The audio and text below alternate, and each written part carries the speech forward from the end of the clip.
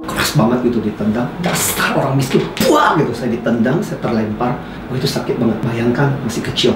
Ketika saya kuliah itu saya merasa, jadi ketika dosen menerangkan orang yang punya gangguan, gejala, problem, gila gue banget. Saya waktu ketika lulus saya berpikir, wah saya lulusan terbaik UGM lagi, psikologi lagi, pasti dicari. Nyatanya enggak tuh. Dapatnya di Vancouver, Kanada gitu. Kalau sampai 6 bulan saya nggak diterima di mana-mana, kesempatan bekerja selesai. Dan profesor saya waktu itu pasti dia lagi santai, terus ngobrol-ngobrol. You know what, Anthony? If you're here, you will be nobody. But if you go back to your country, you will be somebody. Rubah mindset dari seorang karyawan menjadi seorang wirausaha itu nggak gampang. Bukunya aja udah berarti dari situ. Saya juga dapat hadiah, tapi nanti saya ngobrol ya. Makanya kalau di kecerdasan emosional kita ada istilah namanya L factor. Jumpa lagi dengan saya Heru Krishna di Ngopiin, ngobrol bersama pribadi inspiratif. Jangan lupa like, subscribe, dan tekan bel, serta share. Hidupku bertambah bahagia. Ya, salam sehat, salam bertambah bahagia semuanya. Kali ini saya bersama Mas Anthony Dio Martin. Tapi sebelum ngobrol lebih lanjut, kita karena sudah berjarak, kita semua sudah vaksin juga, ya kan? Kita sekarang lepas maskernya, ya kan? Ya, Mas Anthony Dio Martin. Dia, kalau yang saya tahu dia pakar lah ya, ahlinya EQ, ya, kecerdasan emosional di Indonesia, ya. Bangga loh, karena saya satu alma mater dengan beliau. Gimana Mas Martin? Sehat-sehat? Sehat, tetap. Di masa-masa seperti ini ya tetap mesti survive, mesti banyak menginspirasi karena banyak orang tetap butuh inspirasi yang luar biasa. Benar. Apalagi soal emosi kan kadang-kadang banyak naik turun. Ini aja salah satu topik yang kencang di masa-masa seperti ini kan, burnout, orang capek, letih. Nah, ya. Yes. Diperlukan sekali loh ya kan? Ini udah beruntung sekarang sebagian sudah ada yang sekolah offline walaupun masih 2 minggu sekali. Tapi kan kita sudah hampir 1,5 tahun lebih dalam situasi ini. Maka diperlukan orang-orang seperti beliau. Tetapi kalau mau ngomong tentang EQ, banyak beliau nih di YouTube, bukunya juga banyak beberapa. Nah ini kita mau ngomong dari sisi yang berbeda. Bagaimana beliau perjalanan hidupnya sampai di titik sekarang di mana bisa menginspirasi banyak orang gitu ya. Mas Martin ini ceritakan mungkin lahir di mana dan sebagainya, lalu sejarah pendidikan ya, atau apa yang bisa membuat orang terinspirasi. Kalau suatu saat mungkin ini ada orang tua yang menonton atau remaja yang menonton, oh saya pengen seperti Pak Martin itu, dia jadi trainer di mana-mana dan sebagainya. Nah ini orang biar tahu sejarah hidupnya dan menginspirasi. Kalau ceritanya sebenarnya panjang juga, tapi benar, biasanya orang itu suka dengan satu bidang itu kan karena pasti punya latar belakang. Nah, sama juga kalau Mas Heru bertanya tentang kenapa minatnya tentang kecerdasan emosi. Nah, pasti sebenarnya memang ada latar belakang sejarah yang kemudian membuat saya akhirnya kecemplungnya ke situ. Kan biasanya kayak Mas Heru latar belakang kan jago nyanyi gitu, cemplungnya nyanyi gitu kan. Pasti kalau saya kan nanti nyanyi orang kabur semua. Jadi saya mesti tahu diri. Nah, kalau saya latar belakang saya yang seolah-olah alam semesta, Tuhan itu menyiapkan saya ke arah sana. Jadi cerita saya memang kisah kecil yang tidak menyenangkan. Kisah kecil ya. Jadi saya mulai dari keluarga yang sangat besar, KB, keluarga besar gitu, bukan keluarga berencana. Saya 8 bersaudara. 8 bersaudara. Dan saya anak paling kecil. Anak paling kecil. Saya adalah anak yang tidak pernah kenal dengan figur seorang ayah. Jadi ayah saya meninggal ketika saya berusia 4 tahun. Ibu saya itu untuk menyelamatkan anak-anaknya, ibu saya harus bekerja di tepi Sungai Kapos. Ngangkut tepung terigu, tepung beras, Kemudian malamnya ibu saya pembantu cuci baju. Jadi saya adalah anak yang seringkali melihat bagaimana seorang ibu yang berjuang buat anak-anaknya. Jadi kadang-kadang ibu saya mencuci baju itu sampai nangis gitu. Mungkin karena capek gitu. Dan saya tahu bagaimana penderitaan, bagaimana seorang ibu yang berjuang. Jadi masa kecil saya sebagai anak yang paling kecil dari 8 bersaudara itu jualan es, jualan kerupuk. Oh jadi bantu juga ya? Iya, mau nggak mau kan. Karena kan ya kondisi ekonomi seperti itu apa boleh buat, mau nggak mau ya harus terlibat membantu. Semua membantu? Semua, ya rata-rata semua membantu. Jadi mau Oh. kecil, jadi sejak sebelum TK pun sebenarnya saya udah jualan gitu. Jadi kecil udah jualan gitu. Jadi saya mengerti bagaimana anak-anak yang di jalanan, yang jualan es, jualan kerupuk. Nah, ada satu pengalaman yang menjadi salah satu titik trauma, tapi sekaligus juga menjadi momen yang mengubah. Saya ingat waktu itu beras di rumah itu habis, kemudian saya diminta untuk minta kepada salah satu saudara gitu, dan dengan membawa kantong yang sudah kosong, saya pergi ke rumah saudara saya. Dia buka pintu, mau apa kamu? Saya bilang, nggak punya beras, minta tolong. Kami bukannya dikasih, saya bukannya dikasih, waktu itu saya ditendang, saya masih ingat. Ditendang tuh keras banget gitu, ditendang, dasar orang miskin, buah gitu, saya ditendang, saya terlempar. Itu sakit banget. Bayangkan masih kecil, hati saya sakit tapi jauh lebih sakit bagaimana keberasaan, kemarahan gitu. Dan sejak itu saya merasa bahwa masa kecil saya sampai saya kuliah itu saya dibesarkan dengan rasa dendam kebencian yang luar biasa ya. Ditambah dengan ditambah dengan masa kecil saya itu banyak mengalami bully. Jadi saya seringkali bilang, belum pernah kan kalau saya biasa ngajar, dikasih seminar itu, saya seringkali bilang kepada peserta saya, belum pernah kan Bapak Ibu di sini yang pernah disiram pakai air kencing gitu. Saya pernah disiram air kencing oleh ibunya teman saya, gara-gara dianggap anak gelandangan, anak miskin itu bau sial. Jadi saya pernah disiram waktu itu, ibu saya sudah melarang gitu. Tapi memang salah satu tradisi, saya nggak tahu tradisi macam apa gitu. Tapi yang jelas, dianggap bahwa anak-anak yang gelandangan, anak-anak miskin itu bau sial. Wow. Jadi saya lagi bermain di bawah baskom yang berisi air kencing yang udah nggak tahu berapa hari nggak dicuci, dan itu disiram sekujur tubuh saya itu sampai seharian, Mas. Itu beneran ya? Ya. Saya tuh kayak nggak percaya, saya pegang-pegang gini saya merinding ya. Artinya bullying sampai segitunya. Saya jujur aja, anak saya bully, dia cerita diinjek tali sepatunya aja, saya ngerasa gimana ini. Wow, terus. Aduh, saya jadi Jadi sampai akhirnya kemudian seharian dibersih itu kan masih bau ya. Dan pokoknya saya mengalami situasi seperti itu. Saya sangat benci dengan saudara saya, sampai saya berjanji saya tidak akan pernah memanggil dia sebagai saudara saya, sebagai saudara jauh saya, sebagai paman, pokoknya saya punya kebencian, kemarahan seperti itu hingga saya kuliah. Nah, tapi sebelum sampai kepada titik itu, seperti yang saya bilang, saya banyak mengalami titik-titik seperti itu. Sampai Mas Heru, saya di kelas 6 SD. Ada satu titik di mana saya memutuskan mau bunuh diri. Bunuh diri. Karena saya merasa hidup kok begitu susah ya. Waktu itu saya berpikir, saya 8 bersaudara, kalau mati 1, masih ada sisa 7. Ibu saya masih punya 7 anak. Jadi hitungan matematika, mungkin hidup ibu saya nggak akan sesusah saya. Itu sebabnya saya jadi mengerti. Jadi ketika orang ngomong mau bunuh diri itu seperti apa, saya bisa berempati dengan mereka. Titik-titik hopeless, titik-titik merasa bahwa seolah-olah tidak ada harapan gitu. Makanya di beberapa sharing saya mengerti tentang bagaimana artinya suicide itu seperti apa. Nah, untungnya kemudian hidup tetap berlanjut. Makanya sangat penting juga bahwa pada saat ketika kita punya pemikiran tentang ingin bunuh diri, jangan terlalu cepat di-entertain gitu. Karena kan perasaan kita sebenarnya kadang-kadang suka berubah-ubah. Besok-besok tahu-tahu kita udah begitu gembira, tahu-tahu, dan itu yang terjadi dengan situasi saya, yang saya seringkali bilang kepada teman-teman yang saya bilang, bertahanlah, mungkin bukan hari ini, bukan besok, tapi mungkin bulan berikutnya, atau 3 bulan berikutnya, atau setahun berikutnya kamu menemukan titik yang berbeda. Jadi tadi pada saat pengen bunuh diri itu tidak ada stimulus lain, tapi dari diri bahwa lalu ternyata mencoba bertahan, lalu mungkin udah berubah gitu ya? Jadi sesuatu. Iya, situasi yang berubah, kondisi yang berubah, tapi apa yang ada paling utama, ada hal spiritual waktu itu, atau ya cuman personal aja, orang merasa bahwa tetap harus bertahan gitu? Mungkin karena ini penting ya buat orang-orang yang memang betul. Tapi pada satu hal, pertanyaan bagus Mas Heru. Akhirnya justru yang menyelamatkan saya apa? Kesadaran bahwa saya itu dicintai. Jadi saya hidupnya memang bahwa dicintai. Saya memang waktu itu merasa bahwa hidup memang susah.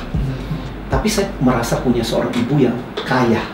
cintanya kepada anak-anaknya, tetapi juga waktu keinginan untuk bunuh diri itu terbersit di kepala, yang muncul dalam bayangan saya adalah orang-orang yang masih menaruh harapan pada diri saya.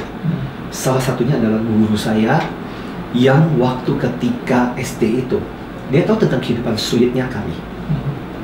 Jadi guru ini adalah guru yang saya sangat spesial, sampai sekarang saya masih mengunjungi makamnya setiap tahun. Apa yang dilakukan oleh guru saya ini adalah, kan biasa guru ada makanan, ada snack, kopi atau teh, dan yang kemudian ada satu kaleng snack mereka. Nah, si guru ini selalu bilang, waktu di kelas itu, Martin sini, pergi ke kantor guru, ambilin snack, sama ambilin teh. Saya ngambil, bawa ke dia. Nah, beliaunya itu biasanya cuma ngambil tehnya, dan snacknya itu diberikan ke saya. Saya bisa mengingat, waktu ketika saya menerima snack itu, sampai kadang-kadang saya menangis dan saya merasa betapa berharga, karena kadang-kadang dari pagi itu nggak makan gitu. Saya nggak makan gitu, saya cuma berkata betapa kayak begini itu memberikan harapan. Jadi waktu ketika saya berpikir, saya cuma membayangkan orang-orang yang masih mengasihi saya, dan itulah yang kemudian makanya sampai sekarang itu saya punya janji saya adalah, saya bilang kepada guru-guru saya sudah meninggal ini, dan saya bilang setiap tahun saya mengunjungi 2 makam. Makam pertama adalah makam ayah saya yang saya selalu merasa kehilangan figur itu. Makam kedua adalah makam guru saya itu, hanya untuk mengatakan, Pak, saya datang lagi. Saya hanya ingin mengucapkan terima kasih. Dulu waktu ketika saya begitu susahnya, Bapak termasuk yang percaya, dan kebaikan Bapak itulah, kasih Bapak, cintanya Bapak itulah yang menguatkan saya sampai sekarang. Nah, itu yang teringat. Menurut saya, itulah yang sangat penting, bahwa di dalam kehidupan kita merasa bahwa harapan-harapan seperti itu, memegang pada harapan-harapan seperti itu, kadang-kadang itu yang menguatkan gitu. Dan sebenarnya kalau kita ini dari sekian banyak kepentingan, pasti sih ada orang mencintai istilahnya orang tua kita, atau mungkin guru kita gitu ya. Pasti ada yang kita kalau mau cari ya. Betul. Kalau mau cari gelapnya, aduh emang banyak, tapi mungkin gitu. Ya. Itu boleh, saya SD mana sih? Dulu SD Kanisius. SD Kanisius di Siantan di Pontianak. SD Kanisius Siantan ya. Pontianak. Masih ada SD-nya sekarang? Sampai sekarang masih. Iya. Ya, saya masih berkunjung, saya masih ini sebagai salah satu alumni, masih memberikan support gitu. Alumninya ada yang hebat, ada yang keren, SD Kanisius Siantan. Iya. Dulu perjuangannya di SD, tapi sekarang bisa dilihat kesuksesan. Oke, Ya. lanjut. Lalu lewatin masa itu. Kemudian akhirnya, jadi setiap kali saya masuk sekolah itu, Mas Heru, itu selalu modalnya surat miskin. Masuk SMP, modal ibu saya adalah surat miskin. Tapi ibu saya, yang saya paling hargai dari ibu saya adalah, ibu saya selalu ngomong begini, kalian boleh miskin, tapi tidak boleh bodoh. Itu kalimat yang menguatkan anak-anaknya. Ibu saya pendidikannya tidak tinggi, tapi ibu saya berusaha untuk memberikan education buat anak-anaknya. Dan itu yang kemudian akhirnya menguatkan kita. Jadi setiap kali saya masih ingat juga, Mas Heru, pernah masuk ke SMP Suster waktu itu di Pontianak. Itu sudah terlambat. Pendaftaran sudah tutup. Tapi ibu saya berusaha ngotot dan kemudian menemui kepala sekolah. Nah, satu hal yang saya lakukan adalah berusaha untuk mencoba menjadi anak yang baik, untuk tidak menyakiti dan membuat susah orang tua. Caranya apa? Dengan belajar. Dan kebetulan nilai saya bagus. Saya masih ingat waktu itu ketika kepala sekolahnya, suster waktu itu melihat dan kemudian berkata, dan waktu itu saya masih ingat susternya jongkok dan kemudian berkata, Martin, kamu betul mau sekolah di sini? Saya nangis waktu itu. Saya bilang, suster, saya ingin bersekolah di sini tapi saya nggak punya uang. Si suster itu bilang, ya udah, saya akan bantu kamu, tapi kamu belajar yang rajin ya. Kamu tahu ya orang tua kamu kondisinya sulit seperti itu. Iya. Dan saya terima. Hal-hal seperti inilah yang kemudian Mas Heru, saya kemudian merasakan hidup kami memang sulit, tapi kita dikelilingi oleh banyak malaikat. Malaikat yang ditaruh oleh Tuhan di dalam kehidupan kita untuk membantu, untuk memberikan support. Maka saya selalu bilang bahwa hal yang paling penting di dalam kehidupan kita adalah tidak pernah melupakan para malaikat ini yang mendukung kita, yang membantu kita bisa sampai pada titik sekarang. SMP seperti itu. Masih ingat nama susternya? Suster Yohana waktu itu. Suster Yohana? Iya, salah satu. Masih hidup beliau? Masih waktu itu. Ya. Sekarang juga? Nggak tahu ya? Iya. Bukan. Suster. Ini revisi. Ya. Suster Yohana kepala sekolahnya yang setelah ini. Itu ada suster namanya Suster Candida. Suster? Candida. Candida? Iya, sudah meninggal. Oh, sudah meninggal. Oh, iya. Iya. Jadi saya merasa saya banyak berterima kasih dengan orang-orang yang luar biasa seperti itu. SMA pun seperti itu. Pokoknya banyak perjalanan SMA saya udah harus ke Jakarta karena sama Jakarta. Iya, saya harus ke Pangdiluhur. Pangdiluhur. Saya di PL. Iya. Saya sekarang juga komite SNPPL. Orang tua. Yes, alumni SNPPL. Iya. Nah, saya berada di sana itu pun juga karena kemurahan juga. Karena nggak mungkin saya tetap bertahan di Kalimantan. Saya harus merantau karena memang waktu itu kakak saya sudah berada di Jakarta. Nah, satu tradisi yang bagus di keluarga kami adalah kakak saling membantu. Jadi kakak membantu yang berikutnya bantu yang berikutnya, bantu berikutnya. Dan saya merasa satu nilai yang bagus yang diajarkan di keluarga kami adalah persaudaraan yang luar biasa. Persaudaraan, jadi ya. Dikasih, dicintai, lalu keluarga yang apapun kondisinya memiliki semangat persaudaraan yang saling membantu, itu pun menjadi bagian penguat yang harus kita syukuri dalam kehidupan. Lalu, itulah yang kemudian akhirnya menjadi sesuatu hal yang penguat di tengah situasi sulit seperti itu. Tapi sekolahnya pintar ya memang ya. Saya itu tidak pernah merasa saya itu pintar, Mas Heru. Saya itu merasa bahwa saya itu rajin. Rajin ya. Saya rajin. Saya itu bukan pintar. Jadi benar terbukti IQ saya nggak tinggi-tinggi, bukan yang 130.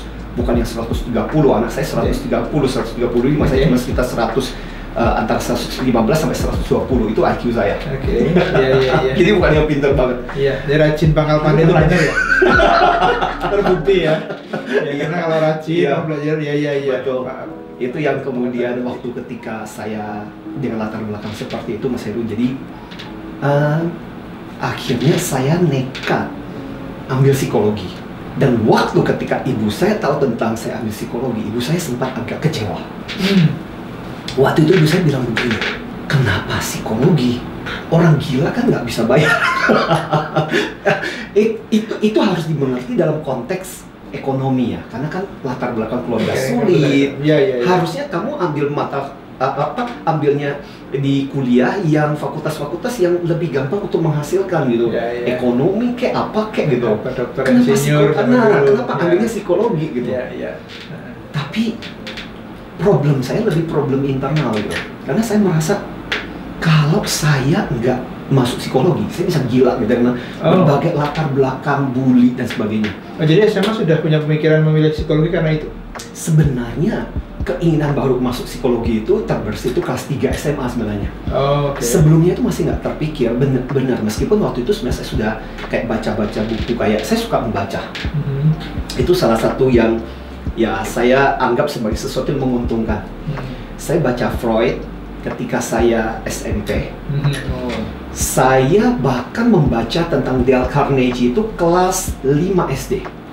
Dale Carnegie, Napoleon Hill. Ketika itu kamu dapat dari mana? Kakak saya. Nah, ini menarik juga. Jadi kakak saya, ini kilas balik, kakak saya itu adalah, saya punya kakak yang paling besar. Beliau sudah meninggal.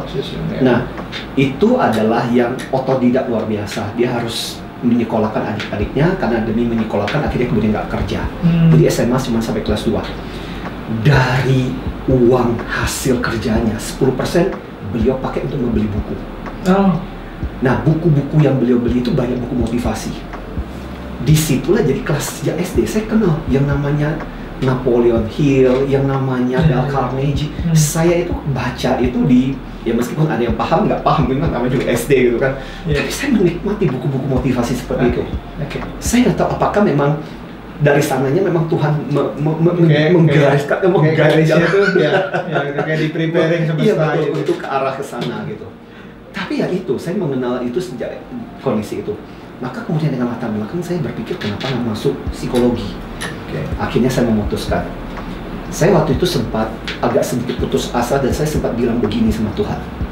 Saya bilang, Tuhan kenapa sih kalau orang lain mau menginginkan sesuatu, kok kayaknya gampang, kok kayaknya mudah. Tapi kok kalau saya menginginkan sesuatu kok susah banget. Mungkin itu doa yang orang yang sudah desperate banget. Karena waktu itu saya berharap ingin masuk ke psikologi, masuk ke perguruan tinggi negeri sebenarnya tepatnya. Karena waktu itu nyaris kita sebenarnya secara biaya dan sebagainya agak sulit sih untuk masuk ke swasta sebenarnya. Tapi ya mungkin karena doa yang sudah desperate banget, akhirnya kemudian dikasih jalan, masuklah saya kemudian di psikologi, diterima di psikologi UGM. Dan benar waktu ketika saya kuliah itu saya merasa, Mas Heru, bahwa kuliah itu bukan kayak belajar kuliah dalam arti sebagai sesuatu yang serius banget. Jadi ketika dosen menerangkan orang yang punya gangguan, gejala, problem, gila gue banget gitu. Jadi saya merasa bahwa 4,5 tahun saya kuliah itu kayak berobat jalan gitu. Kayak baca diri gitu maksudnya. Iya. Kok gue banget gitu. Nah, itu yang kemudian persis. Iya. Dan itu yang saya selalu bilang, ketika kita melakukan sesuatu yang kita enjoy, kita tidak akan merasa itu terpaksa.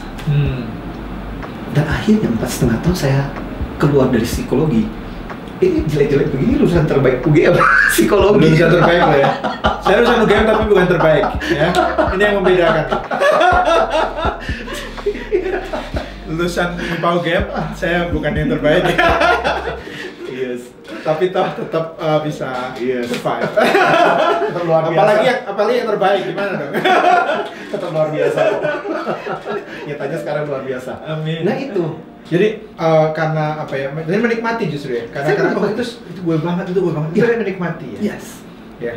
Yes, saya juga termasuk yang begini sih kalau mau anak saya. Jadi kalau mau kuliah atau apa, pilih yang kamu passion kamu deh. Iya. Karena kalau kamu menikmati dan expert di situ, malah optimal daripada yang bukan yang kamu senang. Iya, atau misalnya disuruh sama orang tua atau ikut-ikutan teman untuk yang seperti itu gitu. Iya. Kan kalau zaman dulu mungkin ada jurusan favorit. Kalau sekarang saya bilang ke anak saya, papa sih nggak ada jurusan favorit. Jurusan favorit itu yang kamu senang. Dan kalau kamu senang itu jadi sesuatu benar. Jadi nggak setengah-setengah lah gitu. Ya. Sekalian. Apapun jurusannya jadi sesuatu kalau. Persis. Saya percaya dengan itu. Dan akhirnya kemudian setelah dilakoni, dijalani, saya mulai enjoy. Jadi betul-betul setelah itu dan sampai ketika saya selesai pun saya bilang gini. Jadi banyak orang bilang, oke, sombong banget lulusan terbaik. Tapi nanti dulu, ini ceritanya belum selesai gitu. Lulusan terbaik harusnya dapat perusahaan yang gede. Saya waktu ketika lulus saya berpikir, wah, saya lulusan terbaik UGM lagi, psikologi lagi, pasti dicari. Nyatanya enggak tuh. Malah teman-teman yang banyak aktivitas, ya dulu saya aktivis di pers gitu, tapi teman-teman yang aktifnya lebih kenceng gitu, malah lebih cepat dapat kerjaan dibandingkan saya yang nilai-nilai akademiknya gitu, bagus gitu. Malah yang menarik adalah ketika pertama kali saya kerja, modal saya itu bukan IP. Modal saya adalah kenapa? Karena saya terlibat banyak di training, ngajarin anak-anak SMA, melakukan kegiatan training leadership dan sebagainya. Ternyata beberapa kakak kelas yang tahu kenal dengan kiprah saya itulah yang membantu merekomendasikan saya sehingga saya bisa diterima bekerja. Jejaring ya. Itulah network persis. Dan itu yang kemudian Mas Heru membuat saya semakin sadar bahwa ya ternyata IP itu nggak menjadi jaminan. Bukan kita mengatakan nggak penting. Yes, itu perlu, tapi tidak segalanya karena juga ada hal lain yang mendorong juga, yang mendukung juga. Persis. Dan itulah beberapa latar belakang yang mulai menggiring saya untuk tertarik dengan IQ ini sebenarnya. Sebelum ke situ, apakah waktu yang 4,5 tahun itu gue banget itu lalu kan mengenali apa nih? Dendam, apa dan sebagainya ya, itu menyembuhkan ya? Iya. Nah, makanya saya bilang pada saat ketika lulus itu, waktu ketika wisuda itu, kalau rektor itu kan mengatakan kamu lulus, tapi saya merasa saya dikasih tahu kamu sembuh gitu. Dan itu penting banget ya dalam fase hidup seseorang ya. Penting banget. Jadi siapapun kita, mungkin kita punya pengalaman masa lalu, masa kecil yang memang tidak nyaman, atau nggak harus masa kecil lah, masa lalu gitu ya di sini. Itu kalau kita menyadari, apakah bisa dibilang awal kesembuhan 50% atau apa gitu? Gimana? Saya bisa nggak tahu ya mungkin. Karena gini, harus ada satu titik di mana kita bisa berdamai dengan kondisi-kondisi sulit seperti itu. Karena kalau enggak, umur hidup kita akan dalam pencarian dan membereskan itu. Dan saya merasa bahwa ketika saya selesai studi, yang paling penting di S1 saya adalah saya menyelesaikan banyak konflik-konflik kemelut, luka batin dan hidup saya, termasuk urusan saya dengan saudara saya itu. Itu juga sembuh atau? Saya menyelesaikan, menyembuhkannya karena saya berterima kasih. Makanya saya merasa saya sangat berhutang budi dengan studi saya sebenarnya. Oke. Dulu saya benci sekali. Menarik, Tapi ketika ya. studi, setelah itu selesai, saya merasa itu malaikat sebenarnya. Artinya apa? Tuhan seringkali menaruh malaikat dalam wajah setan di dalam kehidupan kita.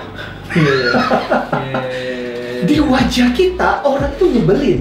Tapi kalau nggak ada orang seperti itu, kita tidak akan mengeluarkan yang terbaik dari diri kita. Iya. Ini ada level tertinggi lagi gitu ya. Dari mana bagaimana kita bisa melihat orang yang nyebelin buat kita itu jangan-jangan itu adalah sebuah cara untuk membuat kita jauh lebih baik. Iya. Kita melompat atau kita lebih berhasil. Saya bisa akhirnya kemudian melihat di dalam perjalanan berikutnya, Mas Heru. Persis yang Mas Heru katakan. Atasan kita malah yang baik-baik, sangat nice dengan kita. Kadang-kadang kita biasa-biasa. Tapi atasan yang kadang-kadang nyebelin, yang titik koma di permasalahan, membuat kita akhirnya bekerja siang dan malam, cari data sampai komplit, dan itu membuat kita jadi belajar. Dan itulah atasan-atasan yang membuat kita jadi bagus gitu. Ini kembali nyambung ke omongan kita yang jejaring tadi ya. Iya. Itu lalu kan ternyata dapat kerja justru dari networking ya. Yes. Selanjutnya lalu? Nah, makanya saya bilang yang paling penting, kita seringkali bilang ketika kita bekerja dalam kehidupan kita, if you don't know how to networking, actually you are not working. Ya kan? Kadang-kadang orang berpikir, wah saya harus pintar, saya hebat. Bukan. Kadang-kadang yang paling penting adalah orang yang kita kenal, siapa yang kita bisa berinteraksi. Kadang-kadang itu yang seringkali menentukan nasib kita, karir kita. Kadang-kadang saya juga kalau jujur aja ya, kalau ada interview karyawan baru juga ngelihatnya nggak semata-mata semua yang paling pinter sih. Karena kira-kira bisa nyaman dan bisa nyambung dengan tim yang lain nggak, itu juga menjadi penting. Persis, betul. Nah, itu saya alami banyak pada waktu ketika saya, karena latar belakang psikologi kan maksudnya di HR, ya banyak berinteraksi dengan orang seperti tadi, pintar, bagus, tapi kemudian nggak kompak dengan yang lain. Akhirnya kemudian nggak sampai 1 tahun kemudian orang itu harus keluar, padahal lulusan terbaik loh. Padahal paling bagus dari universitas yang keren lagi, tapi akhirnya kemudian nggak nyambung. Malah yang biasa-biasa, malah pekerjaannya bagus, interaksinya bagus, malah mereka itu yang karirnya cepat gitu. Dan itu yang kemudian akhirnya membuat saya semakin merasa bahwa yaitu kalau dikatakan ya meskipun kita tidak mengatakan sampai 80%, kan banyak orang yang kemudian mengatakan sukses keberhasilan 80% EQ gitu. IQ itu cuma sekitar 20%. Ada yang mengatakan seperti itu. Ya, bukan soal berapa persennya gitu, tapi akhirnya kemudian kita bisa melihat betapa komponen yang berurusan dengan kecerdasan emosional itu akhirnya lebih banyak mempengaruhi apakah seseorang itu lebih berhasil dalam karirnya atau tidak gitu. Nah, itu poin yang saya merasa bahwa perlu jadi semacam kesadaran di dalam titik kehidupan kita gitu. Karena kalau enggak, kita akan menjadi orang yang egois. Kita akan merasa orang yang aku nggak butuhin orang lain. Aku bisa survive dengan caraku sendiri. Aku bisa kok. Nah, itu menurut saya adalah titik-titik yang akhirnya kita punya keterbatasan gitu. Ada penelitiannya nggak sih berapa persen itu dan sebagainya? Walaupun kalau saya nggak perlu penelitian, saya juga bisa lihat. Memang presiden selalu yang profesor kan tidak. Memang pimpinan atau level manajemen selalu kan tidak apa yang pendidikannya paling tinggi kan juga tidak. Gitu. Tapi ada penelitiannya nggak sih itu tentang? Ya kita ngomong berapa persen ya. Tapi kan memang sekarang banyak orang bilang memang setuju itu bahwa EQ itu ya membantu banyak lah untuk berhasil memang itu. Itu ada penelitiannya atau? Tidak ada yang secara spesifik menyebut angka itu. Tapi kalau kita perhatikan jurnal demi jurnal kan selalu mengatakan seperti itu. Bagaimana pembuktian, bagaimana seperti kata Mas Heru tadi di dalam kenyataan kehidupan kita. Akhirnya kemudian mereka-mereka itu yang dipilih. Nah, dari pengalaman saya misalnya contoh di HR, ketika kita menentukan seseorang itu siapa yang dipromosikan, kan bukan karena IP-nya berapa gitu, tapi lebih kepada apakah orang ini bisa diterima sama anak buahnya atau tidak. Kalau dia dipromosikan akan bermasalah atau tidak. Berapa kali Mas Heru ketika kita udah sepakat ini orang ini bagus, pencapaian dan sebagainya bagus gitu, dan berarti kinerjanya bagus. Tetapi pada saat ketika dibicarakan di level pimpinan, akhirnya nggak disetujui. Gara-gara karena dipikir bahwa kalau orang ini dipromosikan, satu attitude-nya masih bermasalah. Gaya pembawaannya. Kalau dia diangkat menjadi pimpinan, belum bisa diterima. Disitulah yang kemudian semakin membuat saya semakin sadar juga bahwa ternyata nggak selamanya masalahnya adalah unsur-unsur seperti itu yang berkaitan dengan pekerjaan hasil, tapi lebih kepada interaksi, bagaimana bisa diterima atau tidak. Itu kan faktor-faktor yang berhubungan dengan kecerdasan emosional. Ya. Makanya kalau di kecerdasan emosional kita ada istilah namanya L factor. L factor itu likability factor. Ya. Jadi tim center sebenarnya melakukan penelitian tentang orang-orang kenapa sih disukai gitu. Kenapa orang cocok aja dengan orang itu. Padahal orang itu kalau kita nggak bicara mengenai apakah cantik, cakep, cuma nyambung aja, enak gitu. Iya. Chemistry dapat. Iya, betul. Ya. Jadi menyebutnya L factor. L factor. Ternyata, betul. Ternyata tim center itu bilang L factor kita itu ada 4 komponen. Satu, keramahan. Yes. Jadi approachability, kita merasa nyaman aja. Kita mendekati orang itu, kita merasa orang itu welcome. Yang kedua adalah kepekaan. Radar dari orang-orang yang menyenangkan itu, L faktornya bagus itu, dia peka, dia radar keluar. Jadi dia care dengan orang. Mas Heru kenapa biasanya ceria, kenapa tiba-tiba kok hari ini agak muram? So radarnya keluar. Nah beda dengan orang yang dia ceritakan lebih peduli kepada dirinya. Dan salah satu yang diteliti adalah Oprah Winfrey. Diceritakan satu hal yang membuat Oprah Winfrey begitu luar biasa L faktornya adalah kepekaannya. Kan kita kenal pepatah, people don't care how much you know until they know how much you care. Orang nggak peduli seberapa banyak tahunya kamu sampai dia tahu seberapa pedulinya kamu. Iya kan? Yang kedua, yang ketiga adalah koneksi. Koneksi itu gini, orang-orang L faktor yang bagus, dia nggak harus suka bidang itu, tapi dia berusaha tahu supaya nyambung. Mas Heru kadang-kadang ketemu sama orang yang senang sepak bola. Mas Heru nggak harus suka sepak bola, tetapi perlu tahu tentang sepak bola supaya nyambung, karena dia sukanya sepak bola. Nah, orang yang faktor memiliki itu. Ya. Dan terakhir adalah ketulusan. Ya. Jadi kita tahu bahwa ketika dia menyampaikan sesuatu, kita bisa merasakan sincerity-nya. Nah, orang-orang seperti inilah yang dikatakan ini kalau dia jadi pimpinan, akhirnya anak buahnya ketika dia misalnya keluar atau pindah ke tempat lain, anak buah ikut gitu. Iya kan? Jadi tadi ya, keramahan, kepekaan, koneksi, sama ketulusan. Ya. Saya juga jadi belajar loh ya, diperkaya lagi nih. Enak ya kalau ngobrolnya sama pakar gitu ya. Jadi selain kita banyak dapat inspirasi, banyak belajar juga. Tetapi kembali tadi tetap basic dasar bahwa ya jangan bodoh-bodoh banget, jangan belajar tetapi kalau kamu ya kurang lebih itu sudah oke lah, cukup dan sebagainya, tambah itu kamu tambah lebih berhasil, tambah lebih diterima. Betul, persis. Makanya kita mengatakan, bukan kita mengatakan atau mempertentangkan antara IQ dengan EQ. Bukan. Ya. Juga bukan berarti lantas kemudian mendengarkan obrolan ini lantas kemudian mengatakan udah nggak perlu sekolah. Udah nggak perlu pinter, nggak perlu belajar, nggak perlu baca ya gitu ya. Kita mengatakan penting. Tapi alangkah bagusnya IQ kita ini ditambah dengan elemen EQ gitu, itu yang komplit gitu. Oke, saya ada pertanyaan sebelum ini. Jadi tentang EQ itu kan tentu nggak cuma di dalam pekerjaan ya. Artinya misalnya daya juang seseorang menjadi entrepreneurship. Betul. Atau orang bagaimana terlibat dalam kegiatan sosial, dia juga menampilkan wajah sosial itu gitu ya. Misalnya gitu kan juga terbuat dalam setiap sisi kehidupan ya. Dari keberhasilan macam-macam ya, keberhasilan karir di perusahaan, keberhasilan entrepreneurship, keberhasilan dalam karya-karya sosial gitu. Itu EQ tetap ke bawah kan?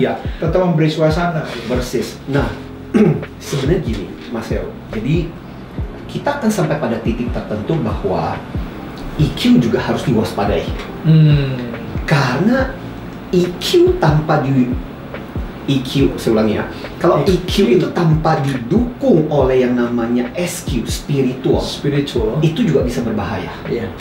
Karena apa? belajar EQ itu sebenarnya melatih kita untuk punya human sense yang bagus. Saya bisa membangun dan melatih L faktor saya. Jadi pada waktu ketika saya berinteraksi dengan siapapun, saya akan punya karisma di depan dia, dan saya akan bisa attract mereka. Tetapi kalau saya tidak punya nilai-nilai spiritual yang bagus, saya bisa sangat-sangat menipu. Dan itu sebenarnya berbahaya juga. Makanya meskipun saya bilang saya bukan seorang rohaniwan, saya bukan seorang yang melatar belakang spiritual di titik itu, tetapi penting juga harus diwaspadai. Makanya kita selalu menyebut the dark side of emotional intelligence gitu. Bahwa ada titik-titik tertentu yang kadang-kadang kita harus waspadai. Siapa bilang kita mengatakan Hitler tidak punya karisma yang luar biasa? Hitler punya karisma yang luar biasa. Dia punya kemampuan untuk bisa menggerakkan orang dengan luar biasa. Nah, titik permasalahannya ada di spiritual. Makanya saya bilang pada titik tertentu kita juga harus punya yang dibarengi, dikuatkan dengan bagian itu. Bagian spiritual. Nah, sejalan dengan apa yang dikatakan oleh Mas Heri, sebenarnya gini, ada banyak model kecerdasan emosional itu. Model yang paling banyak dipakai itu kan model Daniel Goleman, karena dia yang memperkenalkan EQ tahun 95. Ada 4 hal gitu, bahwa 4 hal ini dibagi menjadi 2 kategori. Kamu mengelola dirimu, kamu mengelola orang lain. Sudah. Nah, mengelola diri berarti 2. Kamu sadar, kamu bisa kelola. Kamu dengan orang lain, kamu sadar dengan orang lain, kamu bisa mengelola dia, maka 4 gitu. Nah, ada model yang lain yang dimana kemudian saya memperdalam karena saya merasa model ini bagus, yaitu dari lembaga namanya Six Second. Six Second itu pada dasarnya gini, berbicara mengenai otak kita itu kadang-kadang bisa terbajak. Jadi makanya seringkali kita mengatakan dasar nggak punya otak gitu. Jadi kan gini, kan kalau teori tentang otak paling simpel, sederhana itu kan dikatakan bahwa otak manusia itu adalah otak yang paling komplit. Karena dia punya otak reptil, otak mamalia, sama otak primata gabung jadi satu. Nah, kadang-kadang 2 bagian otak yang paling penting adalah otak reptil sama otak primata. Ini namanya limbik. Limbik itu emosi itu ada di situ. Makanya kayak binatang-binatang mamalia itu kan pada dasarnya masih punya emosi, tapi nggak bisa berpikir. Butuh yang namanya korteks. Nah, kadang-kadang yang terjadi adalah 2 hal ini kadang-kadang kita dikuasai oleh otak reptil, otak mamalia kita. Akibatnya kemudian kita menjadi sangat emosional. Ini kayaknya lepas gitu. Makanya seringkali dikatakan lu nggak punya otak gitu. Karena memang otak ini nggak ada gitu, lagi nggak berfungsi gitu. Karena ini terlepas. Korteks itu kita nggak memfungsikan ini karena ini yang menyala. Nah, belajar EQ itu adalah pada dasarnya bagaimana kita belajar untuk mengendalikan bagian emosi kita itu dengan menggunakan kemampuan otak berpikir kita, korteksnya kita itu. Makanya disebut dengan kecerdasan emosi, emosi yang cerdas. Nah, konon kenapa namanya Six Second? Kalau sesuatu itu terjadi di bawah 6 detik, apalagi misalnya contoh katakanlah di jalan lah, lagi nyetir tiba-tiba, "Woi, mata lo di mana?" gitu kan, kita lagi kesel gitu. Langsung kita merespon. Di bawah 6 detik itu pasti refleks. Pasti otak mamalia sama reptil yang bekerja. Makanya langsung kemudian kita balas dengan kalimat yang gitu. Habis itu kita mikir gitu kan. Nah, karena bagian ini udah nggak berfungsi. Itu sebabnya dikatakan, tapi kalau lebih dari 6 detik lumayan, ini udah mulai nempel kembali. Seolah-olah otak ini mulai mikir, ngapain ini orang ini udah kenal juga enggak, orang ini juga nggak tahu situasinya, udahlah ngapain diladeni orang seperti itu. Ya sudah, nah kita udah kembali normal gitu. Makanya lembaga ini kemudian menyebut istilah mereka dengan namanya Six Second. Six Second itu berapa lama waktu untuk bagian ini, dan itu terkenal di dunia nama lembaga ini. Apakah itu juga di impresi yang lain ya? Selain kan tadi impresi Maharat gitu ya? Berarti kalau ada orang impresi di 6 detik pertama itu impresinya bagus, dia akan melihat orang itu bagus kan? Mungkin nggak? Berpengaruh, ya. Karena emosi kan? Kesan emosi, betul. Kesan emosi kan? Benar. Nah, yang saya mau ceritakan tentang Six Second ini adalah mereka punya, pada dasarnya mereka berbicara tentang beberapa aspek penting di dalam EQ. Nah, saya tidak bicara mengenai komponen ini, tapi satu komponen dari yang bagus dari modelnya mereka ada satu. Hidup itu yang cerdas emosi itu harus punya noble goal. Noble goal itu adalah punya goal yang mulia. Goal yang mulia. Modal yang mulia itu seperti kata Mas Heru tadi, hidupnya itu bisa menjadi berkat buat masyarakat. Hidupnya itu bukan sendirian. Hidupnya itu punya sebuah tujuan yang lebih luas, bahkan melebihi kehidupannya saat ini. Nah, itulah yang dikatakan sebagai orang yang cerdas emosi. Nah, saya suka dengan model itu sebenarnya. Oke. Sejauh ini kan Mas Martin sudah berapa lama ya bergerak di Indonesia? Jadi sebenarnya kenal dengan hal ini itu sejak lulus kuliah. Lulus kuliah itu tahun 95 akhir gitu. Sejak itu mulai berkecimpung dengan bidang ini. Saya bersyukur masuknya itu di 5 akhir berapa tahun ini ya? Iya. Berapa tuh? Sekarang 2021. Ya, 2021. Inspirasinya masih harus dilanjut, soalnya tadi habis saya kuliah kan kuliah lagi ya. Iya. Biar selesai tuntas nih. Iya. Dari tadi kuliah. Jadi habis kuliah saya kerja dulu. Iya. Oke. Kerja sampai ke beberapa tahun, saya bersyukur akhirnya. Nah, ini ada cerita juga. Cerita saya tadi setelah lulus terbaik, saya lamar sana, lamar sini nggak diterima. Padahal ya itu terima gara-gara karena koneksi itu. Networking. Nah, saya kemudian diterima tempat kerja saya Astra Management Development Institute AMDI.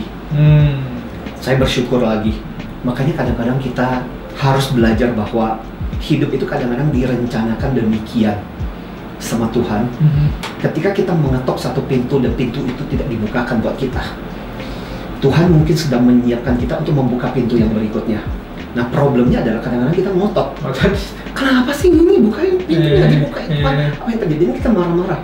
Padahal ada pintu lain yang dibukakan buat kita. Nah, inspirasi lagi dan pengalaman hidup, ya kan? Saya merasa seandainya waktu itu pintu lain yang dibukakan, mungkin jalan hidup saya tidak akan menjadi seorang trainer motivator seperti ini. Yang ngetop di mana-mana nih sekarang, ya.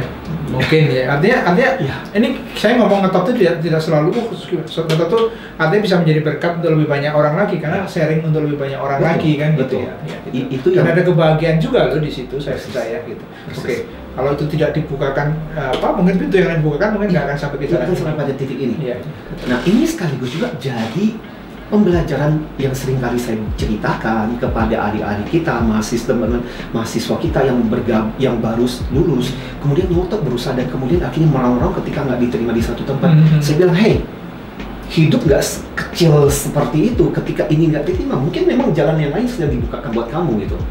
Belajar untuk open dengan jalan hidup seperti itu. So saya menjalani itu dan ternyata saya bersyukur. Saya sama sekali tidak pernah punya pikiran bahwa saya akan masuk ke training center, institut seperti kayak Astra Management Development Institute. Sama sekali nggak ada dalam bayangan saya, Mas Heru. Tapi ketika saya masuk ke sana, ternyata tempat itu memang menyiapkan saya untuk menjadi seorang trainer, menjadi seorang coach, menjadi seorang yang betul-betul ketika memberikan sesuatu itu knowledgeable. Nah, selama beberapa tahun dari situ, saya punya mentor-mentor yang bagus, mentor-mentor yang melatih keras waktu itu. Mereka nggak gampang gitu. Jadi ketika kerjaan banyak, tapi saya merasa bahwa itulah dengan tekanan-tekanan seperti itu, saya merasa bahwa itu betul-betul membentuk dan itu betul mulai dari nol. Nggak langsung ngajar. Jadi kalau di sana itu kan pembelajarannya adalah kamu mau jadi trainer, ya udah mulai dari yaitu fotokopi, bagi-bagiin kertas. Jadi benar-benar mulai dari support, berlatih dari awal. Karena dengan demikian kita belajar sistem. Tapi saya bersyukur bahwa kita betul-betul dimulai dari nol gitu. Ya karena kalau ngomong beda lagi, seorang pemimpin yang baik, dia juga harus belajar untuk bisa dipimpin dengan baik. Yang mau jadi trainer bahkan harus belajar dari melayani dari yang sederhana itu ya. Betul. Sebelum jadi trainer. Persis. Nah, saya sangat setuju dengan itu. Makanya setiap hari kadang-kadang ketika dalam program saya bilang kita berlatih tentang leadership, tapi kita nggak pernah belajar tentang followership. Padahal benar, untuk bisa jadi leader yang bagus, kamu harus jadi seorang pengikut yang bagus gitu. Supaya tahu memperlakukan. Persis, betul. Itu yang kadang-kadang missing gitu. Nah, setelah perjalanan itu dan kemudian saya bersyukur kemudian dapat kesempatan untuk melanjutkan studi S2 saya. Itu pun setelah didorong dan saya berterima kasih sebenarnya perusahaan saya waktu itu mendorong juga melanjutkan waktu itu di Vancouver, dapatnya di Vancouver, Kanada gitu. Perusahaan yang sama tadi? Mendorong atau beda lagi? Enggak, waktu itu saya memutuskan untuk betul-betul melanjutkan studi. Enggak, pasti yang mendorong untuk melanjutkan studi? Iya, perusahaan waktu itu Astra yang mendorong saya untuk melanjutkan studi itu. Oke. Nah, itu juga cerita yang berbeda. Karena kan masalah ekonomi belum selesai. Oh, belum selesai ya? Masalah kalau ekonomi. udah bekerja itu loh, ya. Sudah dapat kerja. Tapi kan tetap aja itu tetap butuh dana yang luar biasa. Oh, by the way, saya masih ingat pertama kali saya menerima gaji pertama saya. Waduh, Mas Heru, saya masih ingat itu dapat amplop waktu pertama kali saya terima gaji. Waktu saya buka itu, saya nangis waktu itu. Saya berlutut di tanah dan saya bilang, Tuhan, untuk pertama kalinya aku bebas secara finansial. Waktu saya lihat itu, sampai sekarang saya dulu masih rajin bikin diary gitu. Itu masih ada satu lembar kertas yang saya simpan. Kertas uang itu yang saya selalu simpan di diary saya sebagai kenangan gaji pertama saya. Gaji pertama setelah, ya walaupun waktu kecil juga bantu jualan dan sebagainya, tetapi setidaknya apa ya, yang gaji yang dari kerja yang apa ya, formal mungkin ya. Dan waktu itu saya buat janji. Janji saya adalah perusahaan manapun yang menerima saya, perusahaan itu akan dapat yang terbaik dari saya. Karena saya bilang, saya tahu bagaimana perjuangan saya untuk bisa mendapatkan seperti ini. Saya bilang, saya akan memberikan yang terbaik. Saya bekerja di 2 tempat, satu di Astra, satu lagi di Arthur Andersen. Saya dapat penghargaan dari perusahaan itu. Untuk masa bakti saya. Iya. Perusahaan sebagai karyawan. Iya, salah satu karyawan yang berkontribusi. Iya. Tapi itu luar biasa. Ya, hanya sebagai bentuk ucapan terima kasih saya kepada perusahaan-perusahaan itu. Ya, melakukan yang terbaik, lalu perusahaan juga melihat gitu ya, mengapresiasi. Iya. Oke, lalu ke S2. Nah, S2 itu sendiri penuh dengan kesulitan, tantangan, karena akhirnya saya berterima kasih juga di keluarga. Ini keluarga jauh akhirnya bisa menerima saya. Tapi karena kondisi tabungan yang sangat-sangat terbatas, saya nggak bisa tinggal. Saya di kampus saya itu kan di Vancouver. Saya harus tinggal di kota Surrey. Jadi Surrey ke Vancouver itu kayak seperti puncak ke Jakarta sebenarnya. Kondisinya itu saya harus naik sepeda dulu, bergunung-gunung, bentuk kontur tanahnya itu. Saya harus sampai ke stasiun, naik bus, naik ke Skytrain lagi, naik bus lagi, baru selesai sampai ke kampus. Total 1 kali perjalanan itu 2,4 jam. Jadi bolak-balik itu adalah 4,5 jam. Masih berlanjut ya perjuangan ternyata walaupun sudah S2. Oke. Yang paling menderita itu sebenarnya adalah musim salju. Musim salju itu karena kan bergunung-gunung. Dan pada waktu ketika sepeda dan kondisi turunan itu, angin terus ini ya, terpaan angin, perih. Bayang sih. Itu kuping rasanya mau patah itu. Dan beberapa kali itu kalau udah kayak begitu tuh kita tuh kan sebenarnya fisik kita nggak dipersiapkan dari kecil itu, meskipun kita pakai berapa lapis itu saya mimisan gitu. Saya cuman beberapa kali itu, jadi waktu ketika mengayuh itu saya cuman bilang pada diri saya, nah kok saya merasa bahwa orang itu butuh kayak kadang-kadang the best motivator itu adalah motivator dalam diri kita gitu. Kita nggak bisa ngandalin siapapun. Padahal kalau orang lihat orang di salju kalau belum pernah ngalamin kan, kalau saya orang dingin banget kan, kita kena ini sudah dia. Wah, tapi itu ternyata perjuangan. Betul. Oke, motivasi terbaik diri sendiri. Ya. Jadi waktu ketika turun dan sebenarnya itu kadang-kadang ada beberapa masa di mana kok susah banget gitu. Mendingan saya kembali ke Jakarta, bisa bekerja, bisa dapat penghasilan gitu. Saya dalam diri cuma ngomong, ayo Tin, kamu sedang mengayuh masa depan kamu. Ayo Tin, kamu sedang mengayuh masa depan. Itu aja sih yang terngiang-ngiang di kepala gitu. Beberapa tahun yang lalu saya kembali ke Napak Tilas gitu, melewati tempat saya sering kali naikin sepeda itu.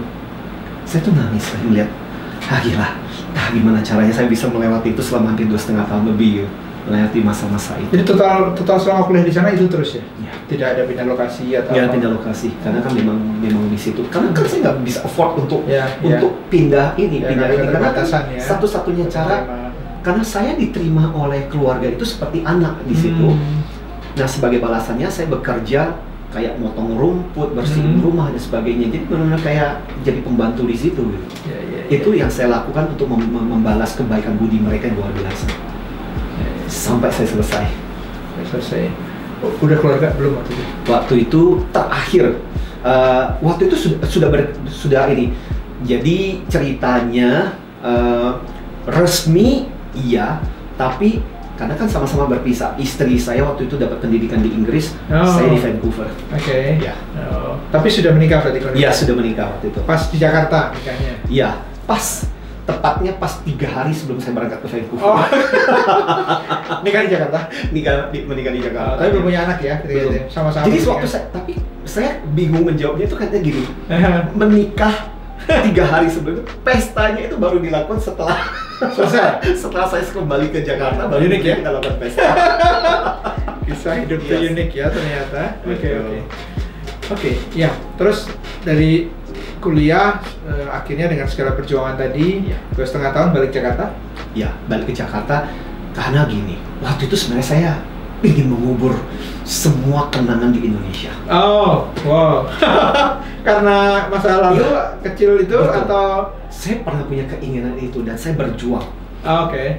Karena setelah lulus kita dikasih waktu 6 bulan untuk dapat pekerjaan. Saya menggunakan kesempatan itu. Saya lamar sana, ngelamar sini. Ada sih dapat kerjaan, tapi masa lulus udah MBA tapi kerjanya di fast food, bantu-bantu di situ, jualan kartu kredit supermarket gitu. Karena waktu itu sambil saya melamar pekerjaan. Tapi nggak dapat. Lamar ini nggak dapat. Sampai saya kumpulin waktu itu di sana itu tradisinya adalah kalau kamu nggak diterima, kamu dikasih kayak postcard gitu. Mungkin karena perusahaan saking banyak terima lamaran yang nggak diterima. Jadi dia bentuknya postcard dikirimin gitu. Thank you for applying for this job, but currently we are considering. Pokoknya kalimat seperti itulah. Saya kumpulin sampai saya tumpuk kayak begini. Surat penolakan yang saya terima. 6 bulan, saya nggak diterima di mana-mana. Jadi saya bekerja di fast food, bekerja di jualan kartu supermarket dan sebagainya. Sampai saya bilang kepada Tuhan, saya bilang, saya nggak tahu Tuhan maunya apa gitu. Tapi saya punya satu profesor yang luar biasa, Mas Heru. Six sense mungkin ya, orang bilang gitu. Pernah satu kali saya main ke kampus kan, dan profesor saya waktu itu pasti dia lagi santai terus ngobrol-ngobrol. Udah kayak pembimbing PA, kalau di istilah kita pembimbing akademik plus pembimbing spiritual, karena banyak berbicara tentang hal-hal yang lain gitu. Dan dia tiba-tiba mengatakan begini, you know what Anthony, if you're here, you will be nobody, but if you go back to your country, you will be somebody. Tiba-tiba dia ngomong seperti itu, dan itu saya udah desperate tuh, 6 bulan udah hampir habis masa yang saya berikan Tuhan untuk itu. Seolah-olah saya kasih waktu, saya bilang Tuhan saya kasih waktu 6 bulan. Kalau sampai 6 bulan saya nggak diterima di mana-mana, itu kan berarti masa saya untuk kesempatan bekerja selesai. Berarti memang Tuhan ingin saya kembali ke Indonesia gitu. Dan 6 bulan nggak terjadi apa-apa. Ditambah kalimat itu, akhirnya saya merasa mungkin itu memang jalannya Tuhan, bahwa saya nggak boleh mengubur semua kesulitan penderitaan itu dengan memulai babak baru di Vancouver.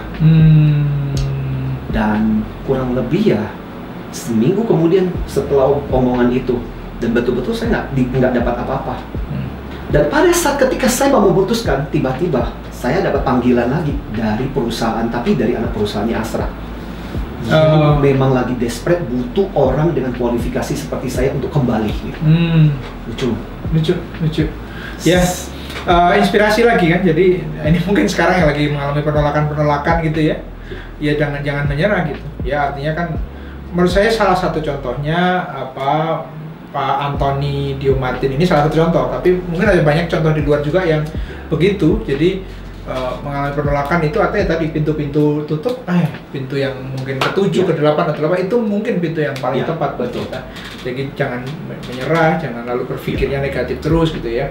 Nah terus ternyata lalu balik, berarti atas undangan tadi itu juga harus balik, tapi juga memang ada langsung ada kesempatan.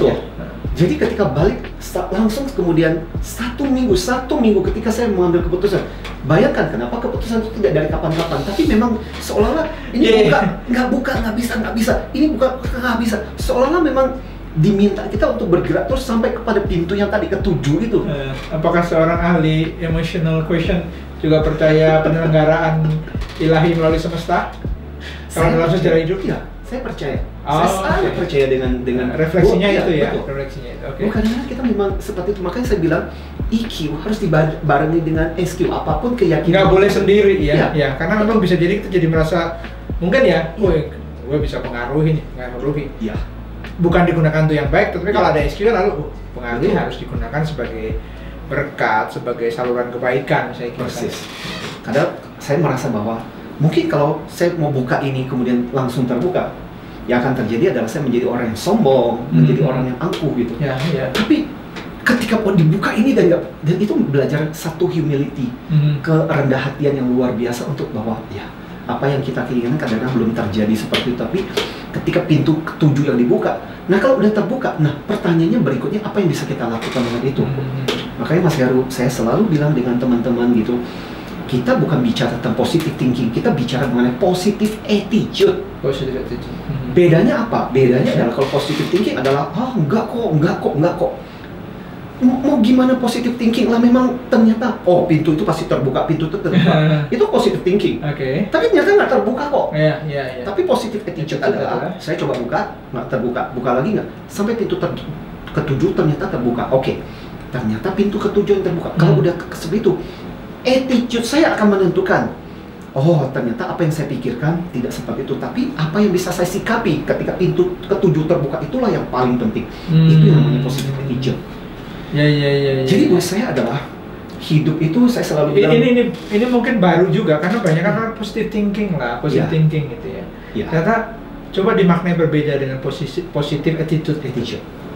Karena kadang gini, orang bisa menjadi lata. Bukan saya mengatakan ini salah, tapi kadang-kadang lata-latanya itu gini loh. Positive attitude itu bisa membuat kayak seperti seekor burung unta yang kemudian memasukkan kepalanya ke dalam pasir, padahal di depannya itu ada macan gitu. Hanya berpikir, nggak ada macan, nggak ada macan. Mau gimana nggak ada macan? Mau macannya ada di depan kok gitu. Tapi kalau positive attitude adalah sekarang ada ancaman macan di depan. Apa sikap terbaik yang bisa saya lakukan? Sikap terbaik adalah supaya saya nggak dimangsa, ya saya harus lari gitu.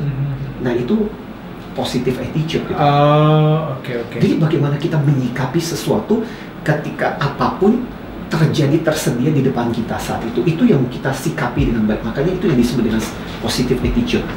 Oke. Iya.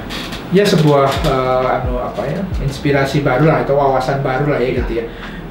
Tapi orang juga misalnya ada peristiwa lalu saya sikapi ya mungkin ada hal nanti yang lebih baik lagi terjadi, itu juga bukannya positive thinking ya? Itu positif, cenderung gini. Kalau misalnya contoh katakanlah dalam konteks COVID lah, positive thinking adalah nggak kena COVID kok, nggak mungkin.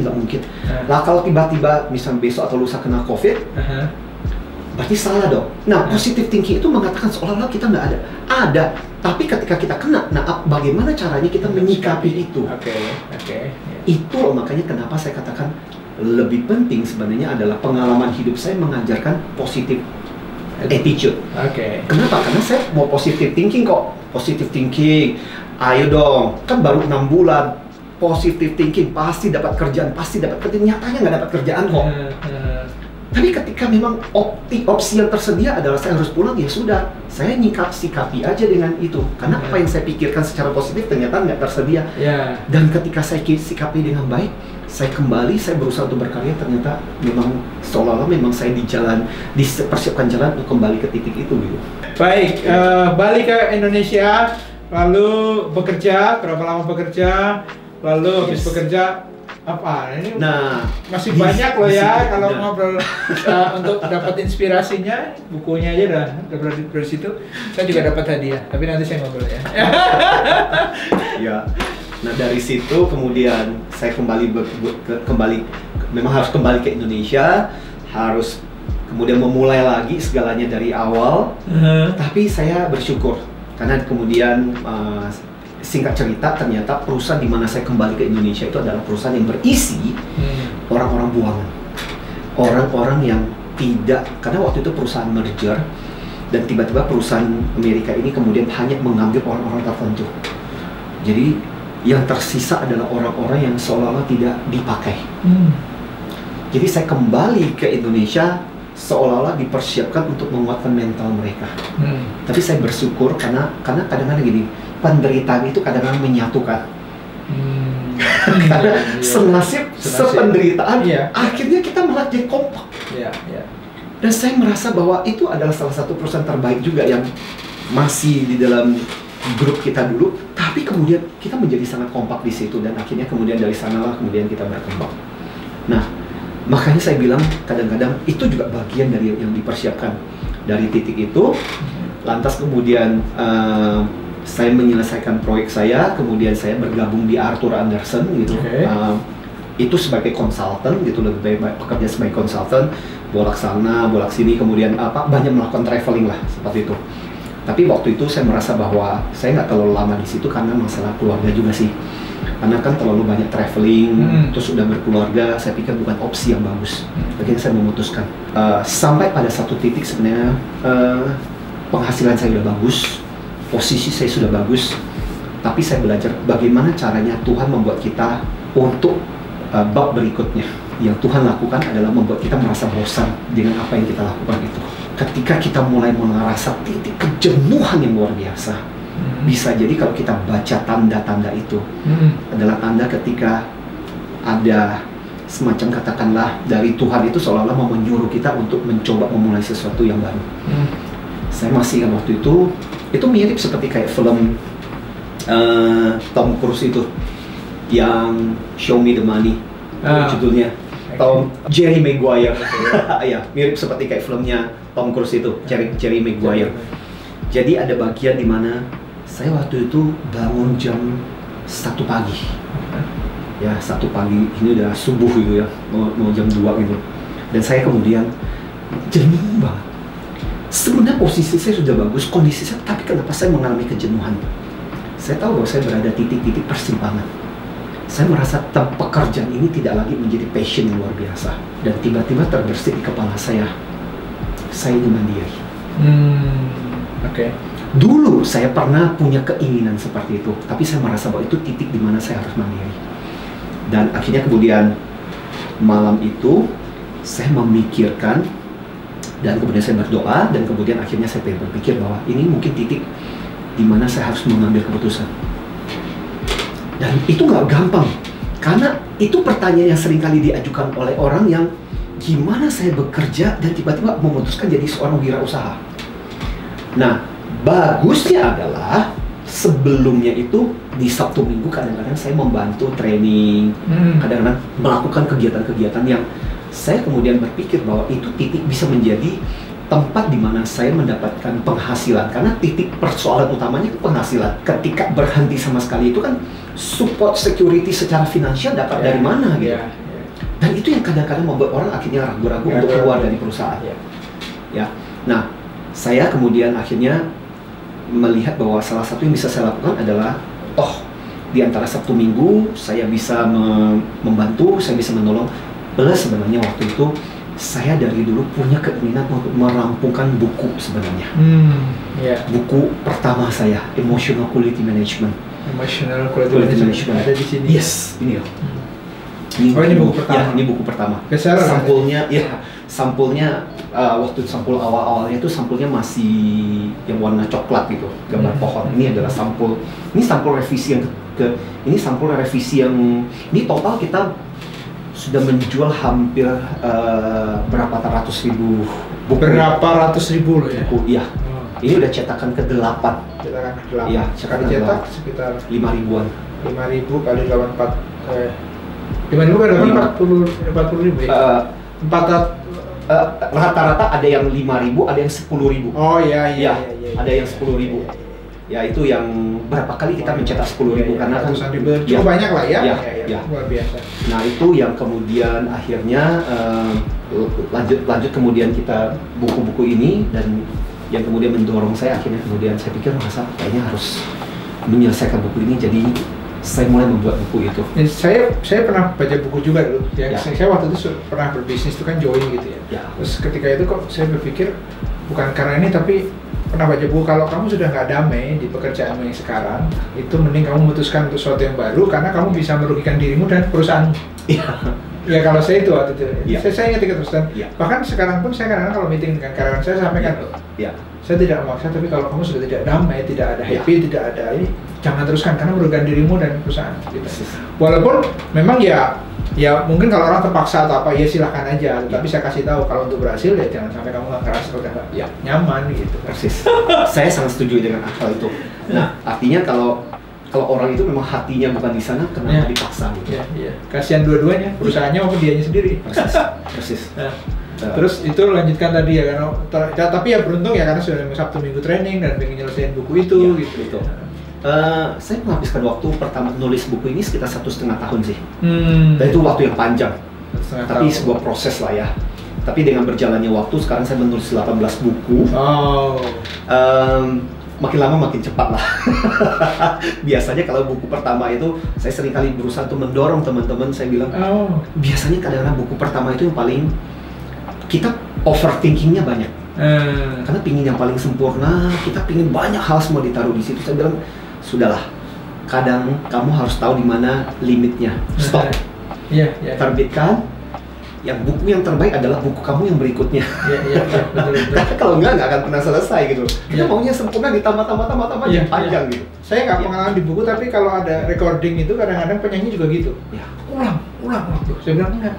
Harus tahu batasnya. Kalau ini industri dan Ya. sebuah karya seni, kamu harus tahu, oh ini cukup. Ya. Ulang tunggu sempurna. Ulang nih, saya kurang ini kurang. Apa kadang-kadang gitu ya. Nah. Ternyata sama ya dalam Ternyata penyanyi juga prinsipnya ya kan. Nah, ya, itu yang terjadi. Nah, saya bersyukur. Makanya saya selalu mendorong. Sampai sekarang itu saya selalu mendorong teman-teman, rekan-rekan. Kamu punya passion apa? Kamu harus dokumentasikan. Karena saya suka dengan quote kalimatnya Pramudia Anantathur. Ketika dia mengatakan buku itu menyejarah. Buku itu berarti kita menyejarah.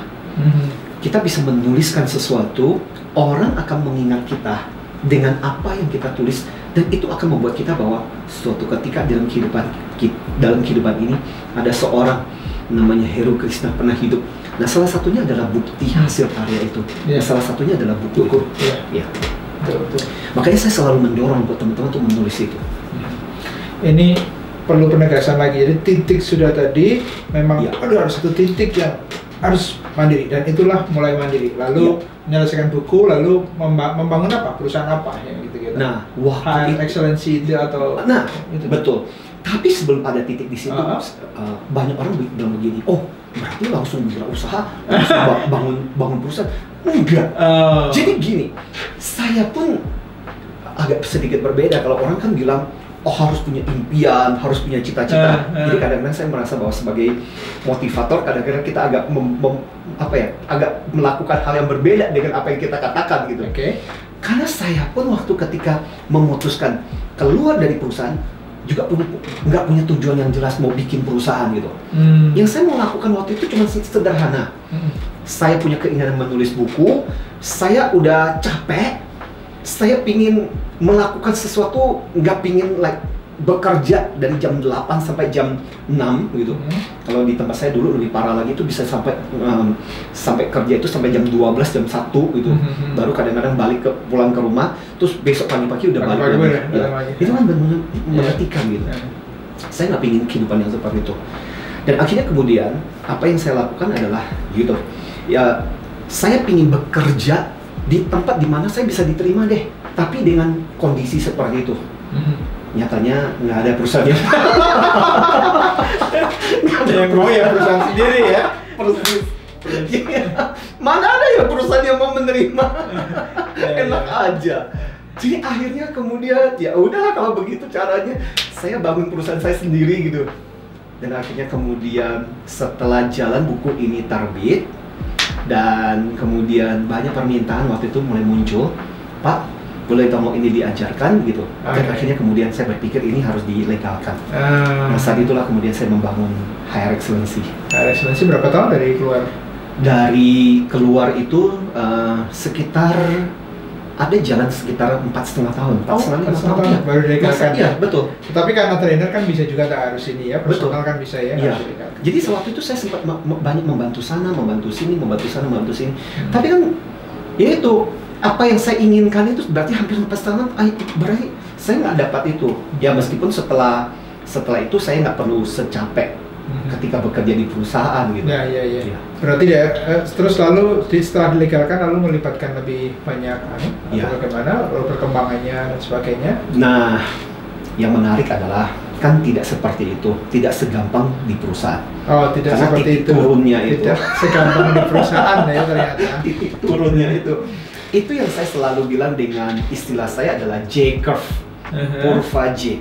Jadi ibaratnya saya selalu mengatakan burung itu kalau mau terbang lepas ke udara itu kan nggak langsung naik gitu.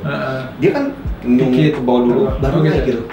Nah, ke bawah dulu inilah yang kita sebut itu kan hurufnya J. Kalau dari sudut pandang saya itu kan hurufnya kayak J gitu. Naik gitu. Nah, titik inilah yang mesti kita kelola karena ini kerugian kan. Lah, yang dulunya aku dapat gaji sekarang tanggal 30 aku mesti kemana gitu, ATM kagak ada lagi gitu. Terus dulu saya kerjaan udah jelas, sekarang kemana? Jadi itu betul-betul gak gampang merubah mindset dari seorang karyawan menjadi seorang wirausaha itu gak gampang karena kita dikondisikan selama itu.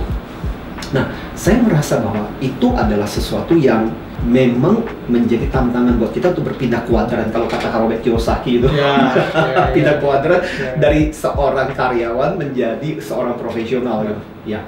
Dari titik, saya merasa bahwa titik ke bawahnya itu gimana caranya sekarang sumber penghidupan, penghasilan itu bukan lagi dari perusahaan, tapi bagaimana kita bisa mendapatkannya dari usaha sendiri dan sebagainya. Itu menjadi tantangan. Dan itu di situ saya merasa 4,5 tahun itu saya belajar. 4,5 tahun ya? 4,5 tahun. Oke. Saya pernah ngalamin masa-masa di mana saya yang biasanya kalau dapat gajian lalu memikirkan besok gaji gimana caranya. Itu panas dingin saya 2 tahun. Ya. Jika saya 2 tahun. Walaupun itu kurang lebih saya bisa sangat memahami situasi itu. 4,5 tahun ya untuk belajar ya. Ya masing-masing. Biasanya kalau udah lewat 3 tahun, lewat 5 tahun lalu aman katanya gitu. Tapi ya nggak mesti. Ini situasi pandemi ini juga banyak yang tidak aman. Betul. Banyak. Ada 4,5 tahun tadi lalu melewati itu ya 4,5 tahun dan mulai pelan-pelan kemudian kita dipercaya take off. Yaudah makin bergerak. Ya. Dan sampai kita bisa sampai pada titik sekarang ini ya. Iya. Gimana titik sekarang ini?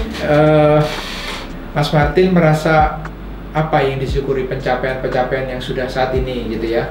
Tentu keluarga dulu nih, keluarga. Ya. Sekarang istri sibuk apa? Ya, betul. Di balik keberhasilan kita, seperti yang saya bilang, kita nggak pernah boleh melupakan orang-orang yang selama ini banyak mensupport, banyak mendukung kita. Ya saya bersyukur gitu. Saya bukan orang yang, kan ada orang yang suami yang pokoknya suami bekerja, istri di rumah saja gitu. Buat saya adalah bebas. Karena saya belajar dari ibu saya dan itu yang selalu saya berikan dan saya kasih tahu kepada teman-teman kita yang cewek gitu. Teman-teman kita yang wanita, saya selalu bilang hati-hati loh ya. Kamu tidak pernah tahu nasib suamimu seperti apa. Maka sebagai seorang wanita belajar dan berusaha untuk bisa mandiri. Bagus ya. Saya selalu bilang, karena saya belajar dari ibu saya. Ibu saya itu, kenapa kehidupan kita sangat sulit? Karena ibu saya adalah ibu rumah tangga yang nggak siap. Ketika ayah saya meninggal, ibu saya kelabakan, nggak siap.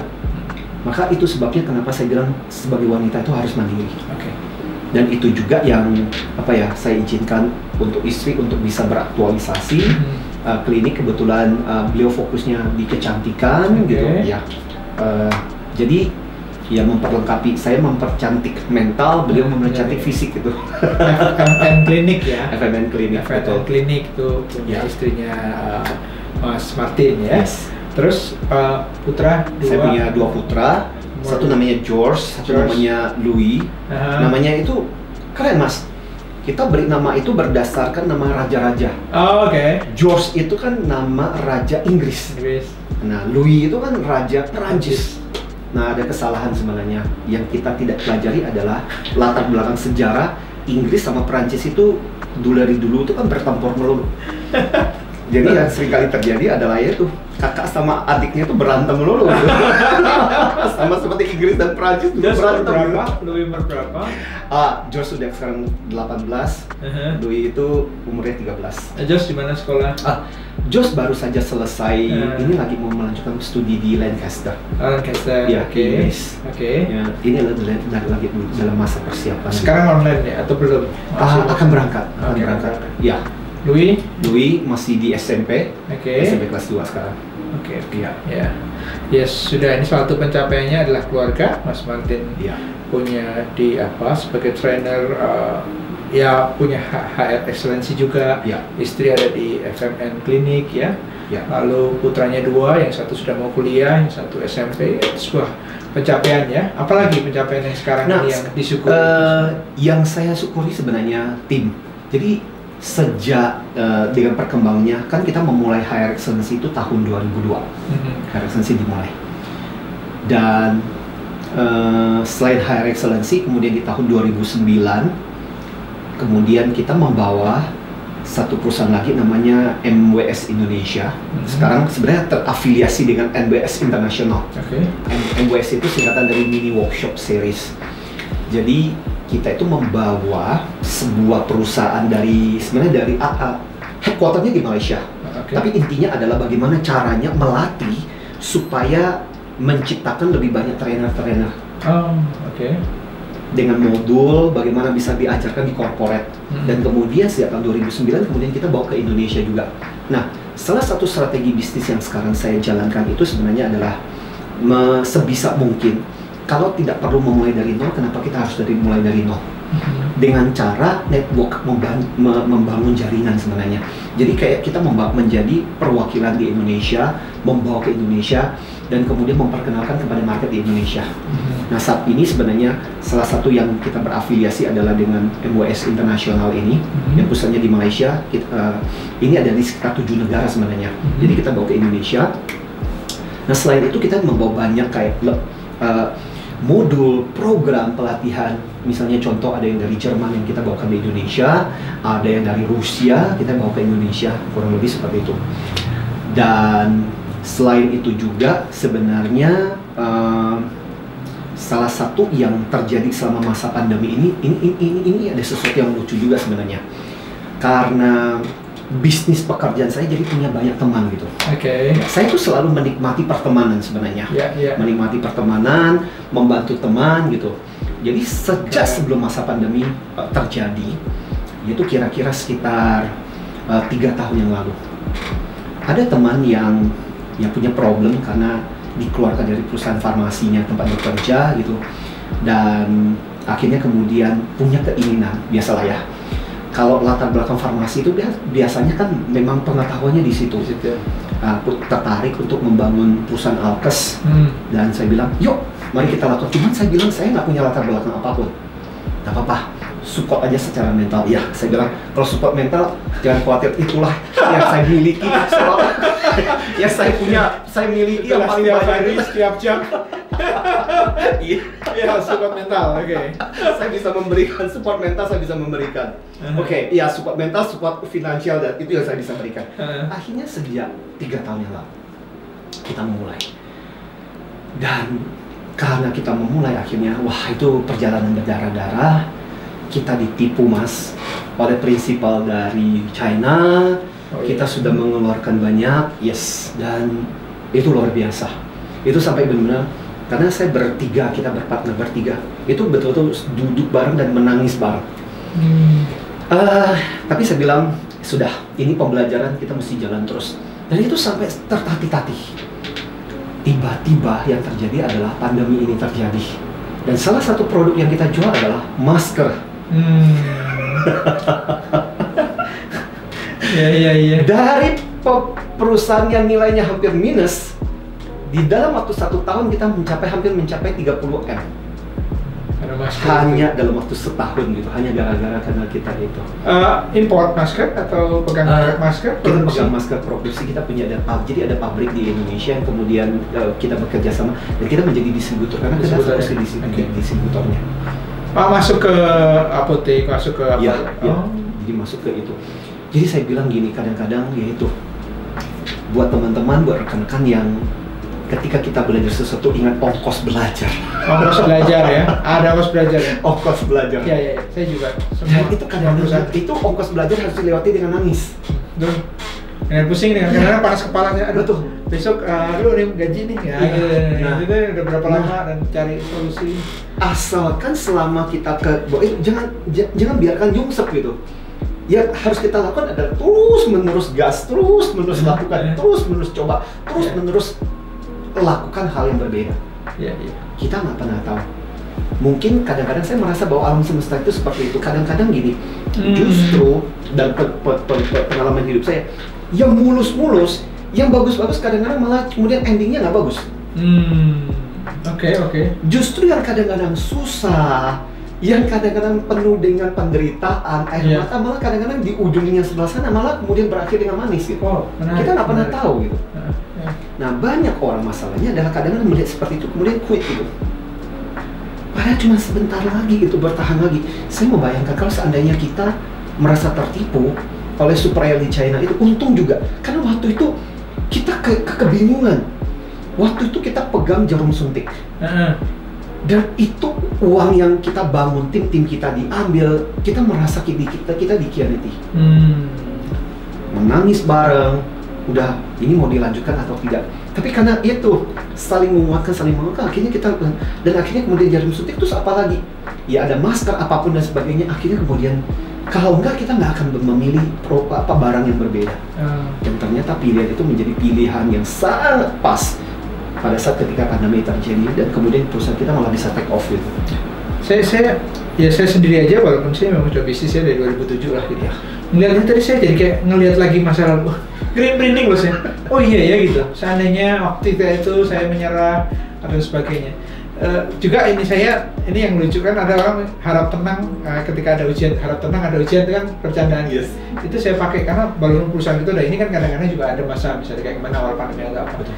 Nah, saya ingat harap tenang ada ujian, jadi saya bagaimana situasi ini tenang lalu cari solusi. Nah, ternyata selalu ada solusi. Yes. Cuma kalau kita nggak tenang, semakin kayak orang mungkin belajar renang kayak itu gelap dengan panik gitu ya. Betul.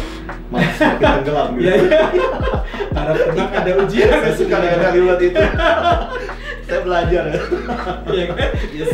Dan itu saya pakai loh. Itu bukti sih. Memang awal Yes. pandemi agak ini, tapi pelan-pelan sekarang ya. Karena itu tadi harap tenang ada ujian. Jadi nggak marah-marah, nggak panik. Cari solusinya apa? Ya. Dan itu bagian dari kecerdasan emosi loh. Gitu ya. Tenang.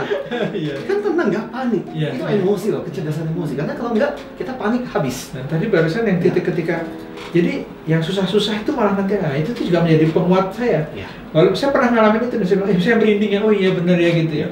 Ternyata juga ya ketika ngalami susah-susah ya jangan gerutu ya sudah, cari solusi, ngayuh sepeda terus ya kan, ngayuh terus dan sampai cari solusi sampai Persis. ada berkat dari Tuhan melalui alam semesta, melalui yang Betul. kecuali kitanya malas-malasan tidur-tidur terus kita bilang wah kita harap tenang ada ujian ya nggak bisa lah ya kan. Betul. Ujian bener nggak kerja. Iya. Oke. Kita menguji Tuhan kalau begitu caranya gitu. Iya itu ya tadi pencapaiannya ya Alkes atau di distributor MWS tadi ya. Iya, betul. Excellency ya. Ya saya rasa cukup. Masih ada lagi nggak? Masih ada sih sebenarnya 18 buku. Mana aja ada semua di sini nggak 18 buku? Nggak semua ada di sini, tapi ada beberapa kayak ya itu yang terakhir. Ini adalah yang pertama EQM. EQM ini buku pertama. Ibaratnya ini saya selalu mendorong teman-teman, saya bilang nulis buku karena buku itu jadi pengganti kartu nama. Karena kalau saya bilang kalau kita kasih kartu nama kan udah biasa. Ya. Tapi ketika kita mengatakan ini loh buku saya berbeda gitu kan, orang gitu. Ya paling nggak orang akan melihat. Termasuk ini saya dikasih. Ini kenapa saya dikasih yang ini? Karena itu yang paling baru. Tapi kalau mau ini juga boleh. Enggak. Sebenarnya kartu nama tadi. Nah, Yes. saya tanya kenapa kartu namanya ini nih? Karena itu yang paling baru. Paling baru ya? Iya, karena Ini itu ke-18 berarti ya? Ada 18. Oke. Iya. Ini saya akan baca dan nggak cuma saya akan minta anak saya untuk baca. Ya. Ini malah buku ini menarik karena setiap kali itu kan ada ini sejarah ini kan terjadi karena kita kerjasama dengan Gramedia. Pas waktu itu sebenarnya saya nggak kepikir ini buku tentang parenting, tentang youth sebenarnya. Saya itu selama ini lebih banyak menulis untuk konteks korporat, perusahaan gitu. Karena saya lebih banyak berkecimpung dengan perusahaan-perusahaan organisasi besar gitu. Yeah.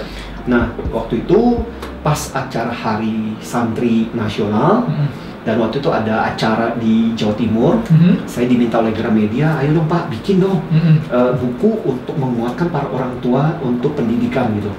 Akhirnya kemudian saya bilang, saya tuh nggak punya naskah. Lah, Bapak itu kan sudah siaran di... naskah berjalan gitu ya? Iya, saya udah siaran di Smart FM 15 tahun gitu. Kalau yang rutin saya lakukan itu kan siaran di sana gitu. Jadi semua naskah-naskah itu kemudian dikumpulkan, kemudian dibikin jadi buku, dan inilah bukunya gitu. Ini dikerjakan, kalau ini butuh waktu 1,5 tahun, ini buku ini butuh 1,5 bulan gitu untuk menyelesaikan gitu. Be a high IQ parent.